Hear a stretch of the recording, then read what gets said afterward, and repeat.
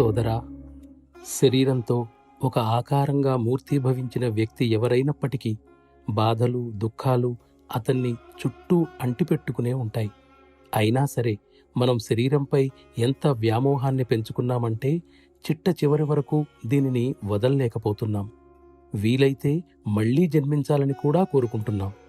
ఒక ధనిక కుటుంబంలో గాని లేదా ఒక రాజకుటుంబంలో గాని మళ్లీ జన్మించాలనే కోరిక ఎంత చిన్నదైనప్పటికీ ఒకసారి ఒక పేరుతో గల వ్యక్తిగత జీవితాన్ని మొదలుపెట్టగానే ఎంత సూక్ష్మ రూపంలో అయినప్పటికీ బాధలు వెనువెంటనే అక్కడ రూపుదిద్దుకుంటాయి.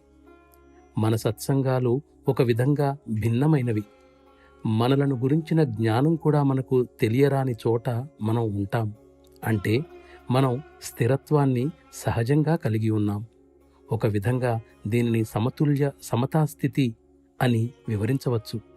సృష్టిలోని ప్రతి ఒక్కటి దీని తర్వాతనే మొదలయ్యింది.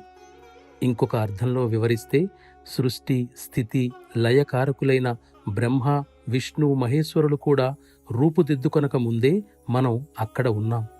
ఇప్పుడు అక్కడ ఏముంది? ఔన్నత్యమా? ఎంత మాత్రం కాదు. మనం చిట్ట చివరికి చేరవలసిన గమ్యస్థానమేది? దానిని ప్రాముఖ్యం లేనిదిగా పిలవచ్చు. దీనిని గురించి మనకెవ్వరికీ ఏమీ తెలియదు. మరో విధంగా ఒక విధమైన ఔన్నత్యం అని దీనిని తలిస్తే ఈ ఉపమానాన్ని గురించిన జ్ఞానం కూడా మనకు లభించటం లేదు. ఇదే యథార్థ సారం.